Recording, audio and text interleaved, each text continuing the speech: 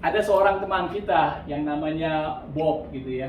Dia memang mau membantu di Cianjur itu, dan kemudian dia naik motor gitu ke daerah sana. Dan waktu dia naik motor dia agak lapar sedikit, kemudian singgah makan. Dan ketika dia makan gitu sebentar, dia lihat ada satu pasang suami istri yang mereka kayaknya ada kesusahan gitu, makan sulit. Kemudian dia habis dia makan dia dekati gitu, dan kemudian dia berbicara dengan mereka. Ternyata mereka ini korban. Mereka sudah mengungsi ke tempat saudara yang lain, dan mereka mau balik lagi melihat kondisi karena ada masih keluarga di situ gitu. Nah, waktu itu mereka tertarik dengan si Bob ini, dan akhirnya diajaklah si Bob ini ke kampungnya gitu. Dan mereka dibantu sedikit, dan Bob juga melihat betapa memang susahnya mereka korban gempa seperti ini.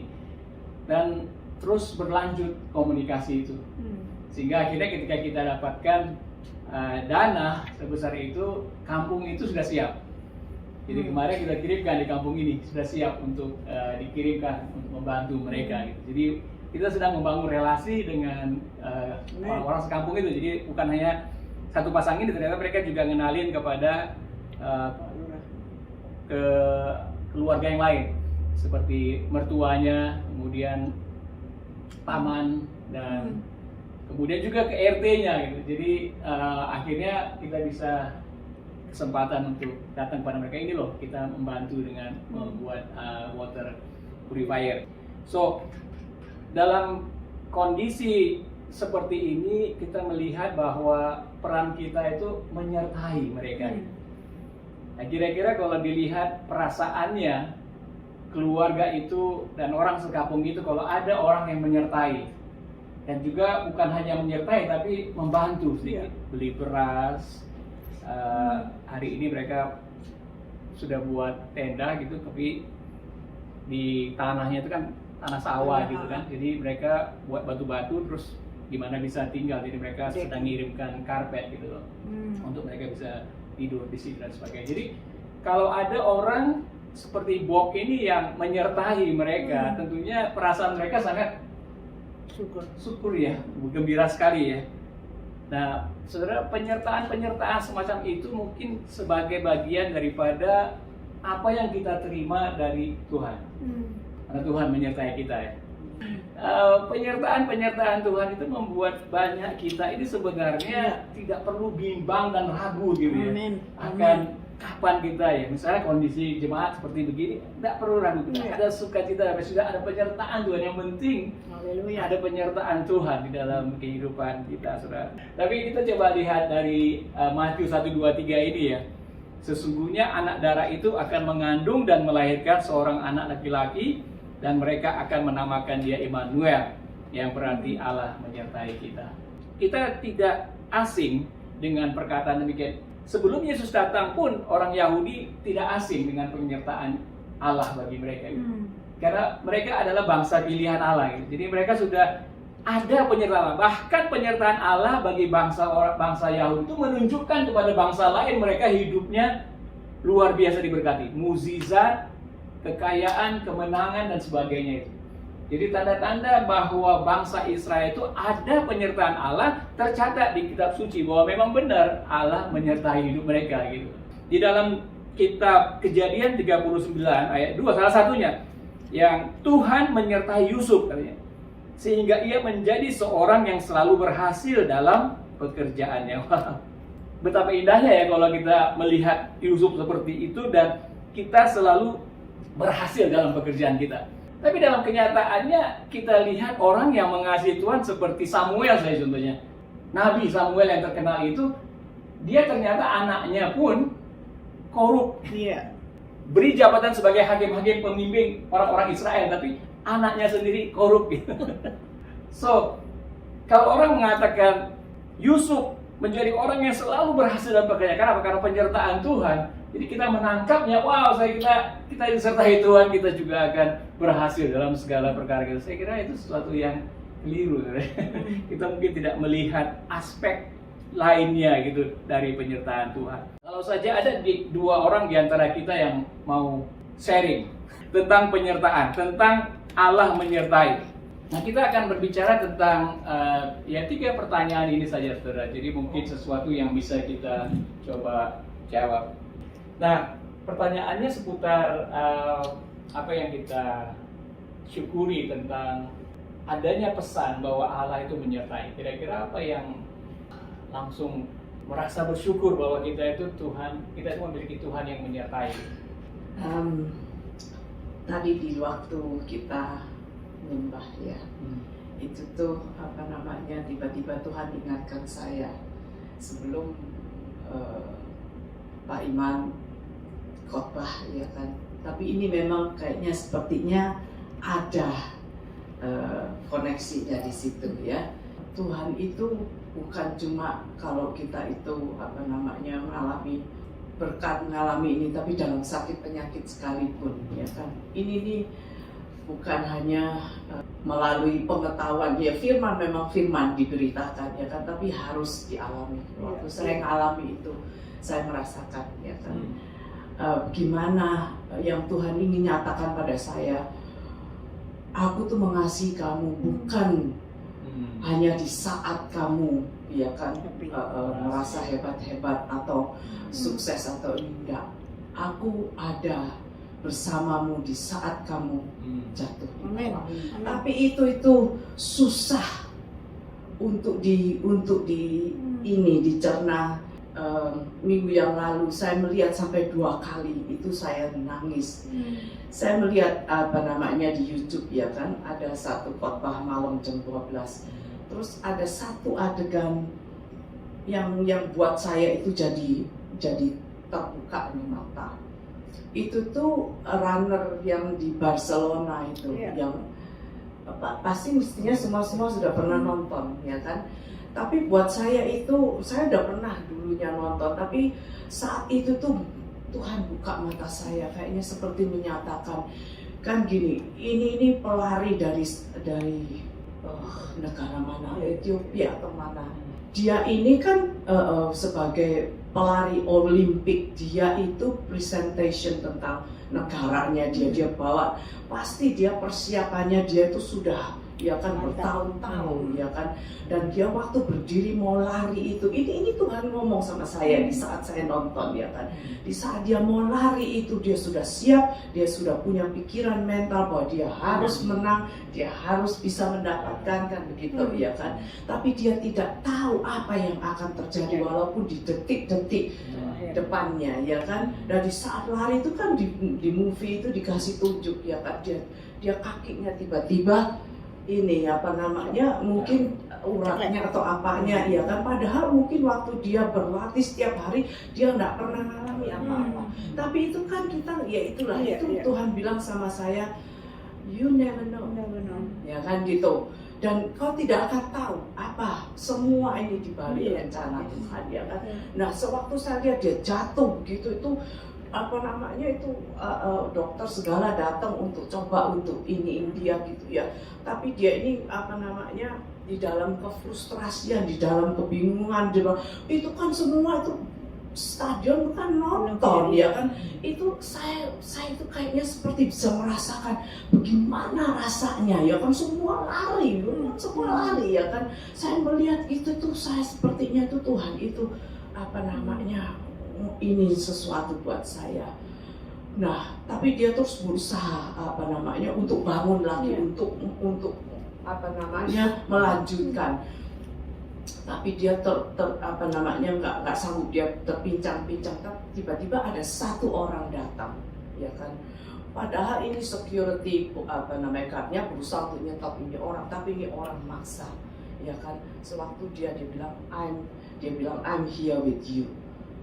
Ini yang membuat saya nangis, bahwa orang ini adalah ayahnya dia.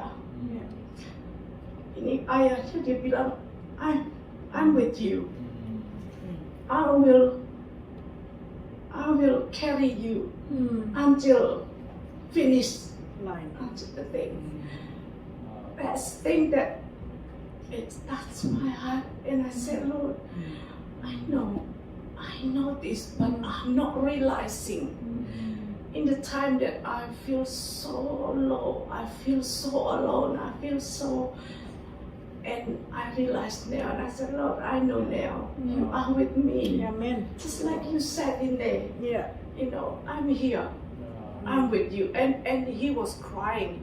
Mesti lihat, mesti nonton dia kan. Saya suruh adik saya nonton, adik saya bilang saya nangis, kata dia bilang saya nangis nonton ini.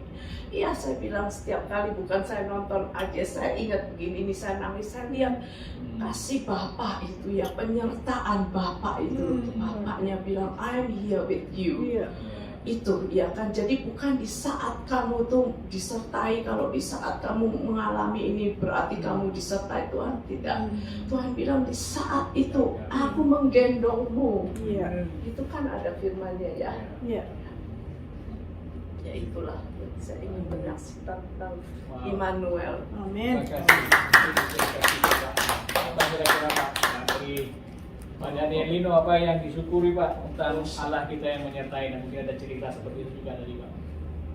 2 hari yang lalu, hari Jumat, saya ada description job to pick up, jemput di cubicle 7. Karena tubuhnya cover selimut, jadi saya nggak lihat tinggi atau panjangnya ini anak. Dalam perjalanan X-ray, dia nggak sengaja blanketnya kesingkap gini. Itu tangannya coretan banyak sekali. Masuk ke dalam, saya tanya operatornya, gimana? Kalau saya bisa lihat juga semuanya, itu bleedingnya dari atas ini sampai bawah, bleeding, ada spot-spot darahnya. Oh my God. Kira-kira kena apa dia bilang ini?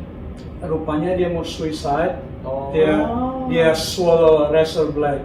Oh. Kelihatan, kita bisa lihat razor blade-nya tuh, karena di X-ray kan. Begitu operatornya bilang, oh is done, dan udah saya bawa lagi. Dalam perjalanan saya kembalikan dia ke cubicle. Saya tanya, how did you come here? Oh, the ambulance. Saya said, you are worth it. Ya, kamu berharga. Udah saya kembalikan dia, karena dia ada ininya juga, pengawasnya juga. Rupanya dia ditampung di foster house, pokoknya secret house yang anak-anak yang di bawah umur gitu. Terus nggak lama ada code gray. Pada hari itu saya bukan the first person for the code gray, ya. Ya. Code Code itu kalau ada patient Kode. doing rafting atau udah gitu code gray ini cubicle 7. Wah, saya langsung ke cubicle 7. Terus nggak lama begitu terus semua security, dokter, nurse semua kumpul di situ semua. Karena dia ngamuk-ngamuk dia. Udah gitu nggak sejam kemudian dia dibawa ke ruang operasi karena internal bleeding soalnya. Waktu saya lihat keadaan situasinya dia seperti gitu, terus pikiran saya, this is when I see you, Tuhan. Seperti Tuhan katakan, ini waktu saya lihat kamu dulu. This is what you like. Kerinduan saya pengen terus hadir, ya begitu Bung bilang bahwa Tuhan menyertai kita. Saya pengen menyertai ini anak ini sampai di tempat yang aman juga, saya pikir. Tapi karena bukan job saya, jadi saya nggak bisa lebih banyak. Ya ini, jadi saya pikir nanti saya tunggu hari esok, kalau dia ada di ward saya bisa kunjungi. Saya mengucap syukur ya, a flashback, I look at my children ya. Kalau bukan penyertaan Tuhan. Mungkin ada pertanyaan yang kalau kita sudah mengalami ceritanya Ibu Jane, Pak Daniel bagus sekali gitu ya. Memang mencontohkan bahwa Allah menyertai kita. Nah, kalau kita sudah melihat seperti itu, nah kira-kira bagaimana sarannya untuk orang-orang lain? Mereka boleh mengalami Allah menyertai mereka. Gitu. Kira-kira ada nggak firman masukan atau nasihat gitu ya? Ya, jadi saran saya, be aware ya. Jadi terus punya hubungan sama Tuhan ya. Pasti Tuhan kasih tahu deh orang-orang yang Tuhan mau tolong. Ya, jadi be aware, jadi kita selalu available ya. Ya kita selalu siap sedia. Ya jadi bukan secara kebetulan pekerjaan saya seperti itu di link jadi itu, tapi Tuhan bisa pakai setiap orang ya, ya untuk menjadi tangan kepanjangan Tuhan. Jadi diri kita juga harus available selalu ya, always available untuk Tuhan. Dari Pujian sendiri kira-kira gimana? Bagaimana menurut supaya kita dapat sering mengalami? Yang saya encourage ya kan untuk karena kita semua ini anak-anak Bapak ya, kita tuh harus mengenal Dia bahwa Bapak kita itu sangat mengasihi kita, ya kan, dan Dia tidak akan melihat dan kasihnya tuh nggak diukur karena oh yang ini lebih pintar, yang ini lebih kaya, yang ini lebih nggak begitu, ya kan. Seringkali saya dulu karena sering mendengar suara-suara, ya kan, bisikan-bisikan negatif sehingga saya nggak pernah bisa mengalami kemenangan. Tapi sewaktu kita mengambil keputusan, ya kan, Tuhan, ya kan, saya hanya mau fokus pada Tuhan Yesus. Kita bisa hidup berkemenangan. Jadi bukan hanya di gereja saja kita akan mengalami kemenangan dimanapun, dan itu tuh nggak usah diomong, orang itu bisa melihat. Ya, itu adalah satu kesaksian di mana saya ini gini, Tuhan bilang satu hari pada saya, dia bilang, kamu kok happy? Saya bilang, iya, kenapa saya kok happy Tuhan, gitu ya. Karena kamu itu diampuni, cuman itu kesalahan dosamu diampuni, makanya kamu mengalami sukacita dan damai semua. Benar Tuhan, ya kan. Nah, di mana orang walaupun kita sudah bertahun-tahun jadi orang Kristen, kadang-kadang belum mengalami kemenangan, ya kan. Karena mungkin itulah merasa saya tidak layak diampuni, saya ini masih banyak dosanya, saya ini masih, ya kan.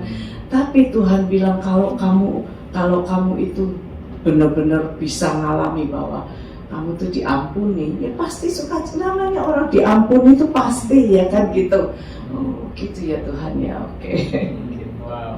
Ya, jadi yang saya. Apa kira-kira dorongan dari Pak Daniel? Apa kira-kira dorongan untuk komunitas ini supaya bisa memberikan keputusan untuk it's not about us, but it's about God, gitu ya.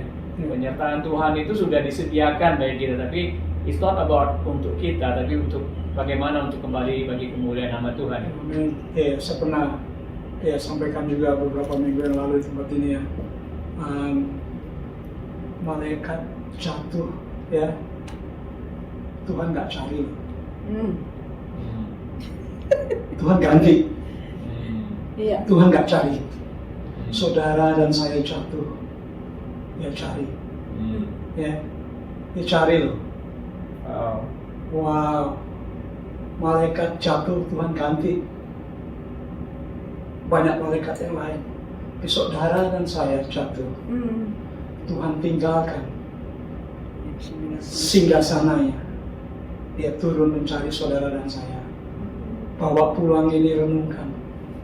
Ya, kalau saya sampai Tuhan cari, ya, untuk saya jatuh sampai saya jatuh Tuhan cari. Saya percaya, ya, siapa saja yang jatuh Tuhan cari. Amin. Tuhan nangis, Tuhan nggak nangis untuk malaikat, tapi Tuhan nangis untuk saudara dan saya. Ini saya mau mengingatkan setiap kita, ya, jangan give up, terus, ya. Terus dari Tuhan, karena kita berharga di mata Tuhan. Amin. Kita sungguh berharga di mata Tuhan. Nggak ada yang lain yang Tuhan kehendaki, ini saudara dan saya. Ciptaan lain Tuhan nggak kehendaki. Tuhan hanya menghendaki saudara dan saya. Ya, baik, terima kasih Pak Daniel dengan Ibu Jane yang membantu kita untuk memberikan gambaran tentang hal ini, saudara. Mungkin kita pasti bisa belajar dari hal-hal yang mereka alami. Amin, saudara. Karena memang Tuhan membuat kita saudara-bersaudara dalam Kristus, dan kemudian juga kita sama-sama bisa belajar dari pengalaman orang lain. Jadi saya tangkap tadi kalau dari saya tentang keputusan itu, bagaimana kita sebagai orang Kristen, Tuhan sudah memberikan kepada kita siapa dirinya, ya kan? Dia menunjukkan kepada kita bahwa Dia itu adalah Immanuel, Allah yang mau beserta kita. Nah, sekarang keputusan kita ini, mau nggak kita mengambil penyertaan Tuhan dalam kehidupan kita setiap hari? Nah saudara, di dalam pembicaraan Jane dan Pak Daniel Lino juga tadi bicara tentang intimasi dengan Tuhan. Jadi penyertaan yang Tuhan katakan itu membuka kesempatan kita untuk intimasi dengan Tuhan. Jadi mendengarkan suaranya, mengikuti jalan-jalannya, menyenangkan dia gitu. Saudara, di dalam Yohanes 14, 15 sampai 23, mungkin ini kita bacakan bersama-sama, saya tidak buat di screen. Jikalau kamu mengasihi aku, kamu akan menuruti segala perintahku. Aku akan minta kepada Bapa dan Ia akan memberikan kepadamu seorang penolong yang lain supaya Ia menyertai kamu selama-lamanya. Yaitu Roh kebenaran. Dunia tidak dapat menerima Dia sebab dunia tidak melihat Dia dan tidak mengenal Dia, tetapi kamu mengenal Dia sebab Ia menyertai kamu dan akan diam di dalam kamu. Selanjutnya, aku tidak akan meninggalkan kamu sebagai yatim piatu. Aku datang kembali kepadamu. Tinggal sesaat lagi dan dunia tidak akan melihat aku lagi. Tetapi kamu melihat aku, sebab aku hidup dan kamu pun akan hidup. Pada waktu itulah kamu akan tahu bahwa aku di dalam Bapa-Ku dan kamu di dalam aku dan aku di dalam kamu. Barang siapa memegang perintahku dan melakukannya, dialah yang mengasihi aku, dan barang siapa mengasihi aku, dia akan dikasihi oleh Bapa-Ku, dan aku pun akan mengasihi dia dan akan menyatakan diriku kepadanya. Yudas yang bukan Iskariot berkata kepadanya, Tuhan, apakah sebabnya maka engkau hendak menyatakan dirimu kepada kami dan bukan kepada dunia? Jawab Yesus, jika seorang mengasihi aku, ia akan menuruti firman-Ku, dan Bapa-Ku akan mengasihi dia, dan kami akan datang kepadanya dan diam bersama-sama dengan dia. Saudara, di ayat ini ada syarat sebenarnya, tetapi yang saya mau tekankan di sini bukan syaratnya. Yang saya mau tekankan di sini ada penyertaan Tuhan yang disediakan oleh Tuhan. Jadi namanya memang Immanuel, namanya memang Tuhan beserta kita, tetapi kelihatannya ada proses di mana kita perlu memberikan keputusan dan perlu juga untuk mendekat kepadanya. Yang pertama di sini dikatakan, kalau Tuhan menyertai, Dia berikan roh kebenaran. Roh kebenaran, Roh Kudus. Untuk kita dituntun menuju kepada seluruh kebenaran itu. Jadi luar biasa sekali. Kadang-kadang kita nggak tahu masalah apa dan kenapa kita mengalami masalah ini. Dan bagaimana masa depan saya, kita nggak tahu. Tetapi ada roh kebenaran yang dikatakan di sini, Ia menyertai kamu dan akan diam di dalam kamu. Roh kebenaran itu. Roh kebenaran itu. Dan yang kedua, dikatakan Yesus akan menyatakan dirinya. Di ayat 21. Aku pun akan mengasihi dia dan akan menyatakan diriku kepadanya. Jadi janji penyertaan Tuhan, ada roh kebenaran diberikan kepada kita, dan kemudian ada menyatakan Yesus, menyatakan diri Yesus kepada kita. Nah, kita kan sampai sekarang ini kan masih belum banyak tahu siapa Yesusnya. Mungkin kita tahu teorinya, tetapi apakah dia sudah menyatakan dirinya kepada kita gitu. Yesus itu siapa gitu. Makin lama makin bertumbuh gitu. Ya enggak? Karena Yesus usianya kan kekal. Jadi kita juga kekal gitu. Dalam kondisi seperti itu kita punya space untuk bertumbuh luar biasa mengenal siapa Yesus. Nah, ketika dia menyatakan dirinya kepada kita, itu menunjukkan bahwa dia menyertai kita. Dia nggak mau stay kepada kita yang seperti ini pengetahuannya tentang dia. Dia mau kita bertumbuh gitu untuk mengenal dia. Jadi ada selain roh kebenaran, ada juga Yesus yang menyatakan dirinya gitu. Setiap hari kita melihat Yesus yang baru. Nah, kalau saya pernah katakan kepada teman-teman dulu ya, bahwa bagaimana hidup intimasi kamu dengan Tuhan 20 tahun yang lalu dengan sekarang. Oh, beda sekali. Dulu saya sombong gitu, kayaknya tahu Alkitab gitu. Tapi akhirnya menyadari bahwa Yesus itu rendah hati. Yesus itu mengasihi. Dan ya saya belajar banyak di Crossway ini bagaimana Pastor Dale dan Pastor Idi itu bagaimana mereka sudah lama dalam pengalaman penggembalaan. Sedangkan saya baru aja, walaupun di misi duluan. Tetapi mereka memberikan pelajaran bagaimana mengasihi orang itu, mengasihi orang sebagainya. Jadi ini wujud daripada Yesus menyatakan dirinya kepada saya sebenarnya, tapi lewat pengalaman-pengalaman orang lain gitu diberikan itu. Dan saya percaya juga kita terbuka untuk hal itu, amin. Kita terbuka untuk menerima pernyataan Yesus. Dan yang terakhir di ayat 23, jika seorang mengasihi aku, ia akan menuruti firman-Ku dan Bapa-Ku akan mengasihi dia, kami akan datang kepadanya dan diam bersama-sama dengan dia. Wow, luar biasa. Mana ada lagi yang bisa kita takuti nih? Kalau